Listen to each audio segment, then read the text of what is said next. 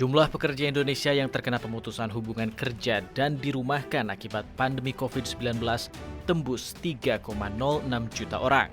Belum bisa bangkitnya sendi ekonomi di tanah air membuat banyak perusahaan harus mengambil langkah merumahkan karyawannya. Hal itu juga tercermin dari 1,08 juta pekerja formal yang dirumahkan. Sedangkan untuk pekerja informal yang terkena PHK karena corona sebanyak 380 ribu orang. Di sisi lain, pekerja formal dan informal dengan dampak lainnya ada 1,7 juta orang. Menteri Tenaga Kerja Ida Fauziah menyatakan akibat pandemi, angka pengangguran diperkirakan bertambah 3 hingga 5%. Namun menurut Ida, masalah pengangguran tersebut dapat ditekan dengan kewirausahaan. Oleh karena itu, Kementerian Ketenagakerjaan akan mendorong kewirausahaan demi memperluas kesempatan kerja di dalam negeri.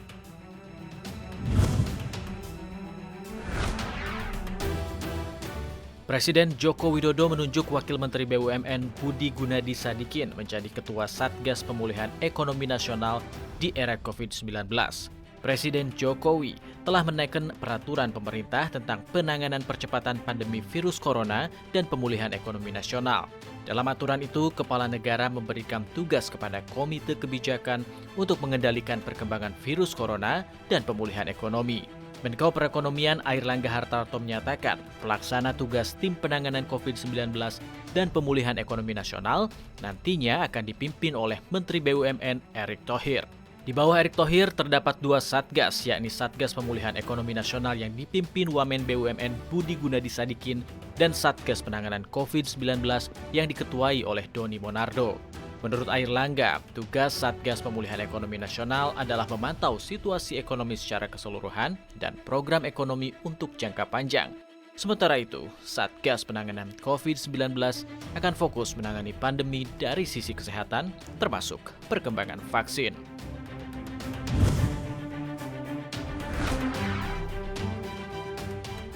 Pemerintah menargetkan vaksin COVID-19 hasil kerjasama Bio Farma dan Sinovac Biotech China siap edar pada awal 2021. Saat ini, Bio Farma bekerjasama dengan Universitas Padjadjaran dan Badan Penelitian dan Pengembangan Kesehatan Balitbangkes untuk persiapan uji klinis tahap 3 vaksin tersebut. Sebanyak 1.020 sampel dengan rentang usia 18 hingga 59 tahun akan ikut serta dalam uji coba tahap ketiga. Direktur Utama Bio Farma, Honesty Bashir, menyatakan pada tahap awal, perusahaan berpelat merah ini menargetkan untuk menghasilkan 40 juta dosis vaksin per tahun. Honesty menambahkan, Bio Farma akan kemampuan maksimal produksi 100 hingga 250 juta dosis per tahun. Pengembangan vaksin COVID-19 ini adalah satu dari 5 skenario Bio Farma dalam menangani penyebaran virus SARS-CoV-2 penyebab COVID-19. Skenario lainnya berupa produksi real-time polymerase chain reaction, terapi plasma konvalesen, mobile laboratorium, hingga pembuatan viral transport media.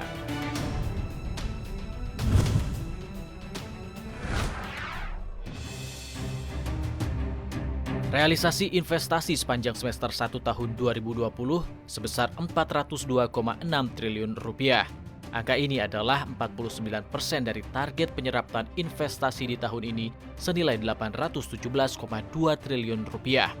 Meski di sepanjang 6 bulan pertama tahun ini, penyerapan investasi cukup baik, namun jika dibedah lebih dalam, realisasi investasi di kuartal 2 tahun 2020 tergelincir 4,3% jika dibandingkan tahun sebelumnya. Pada kuartal 2 tahun 2020, realisasi investasi hanya sebesar 191,9 triliun rupiah. Angka ini turun 9 triliun rupiah jika dibandingkan periode yang sama pada tahun lalu. Kepala Badan Koordinasi Penanaman Modal BKPM Bahlil Lahadalia menyatakan, realisasi investasi kuartal 2 tahun ini tak sesuai dengan rencana BKPM. Lantaran BKPM menargetkan paling sedikitnya bisa menyentuh 200 triliun rupiah. Menurut Bahlil, pandemi COVID-19 membuat kondisi investasi kian berat. Seperti yang sudah diduga sebelumnya, penanaman modal asinglah yang paling terdampak di iklim investasi dalam negeri. PMA pada kuartal 2 tahun 2020 hanya mencapai 97,6 triliun rupiah atau anjlok 6,9% secara tahunan. Sedangkan PMDN hanya senilai 94,3 triliun rupiah atau turun tipis 1,4% secara year on year.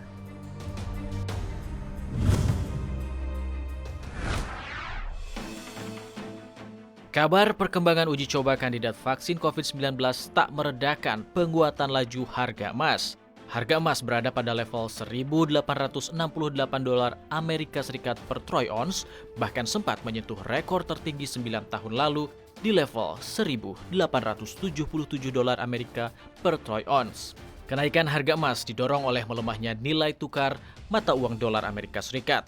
Pasalnya, bila dolar Amerika melemah, maka harga emas menjadi lebih murah bagi pemegang mata uang lain.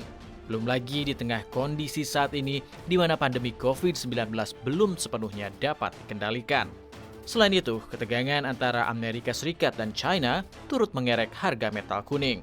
Amerika Serikat memberi China waktu 72 jam untuk menutup konsultannya di Houston. Keputusan ini tak terlepas dari tuduhan pencurian data oleh China.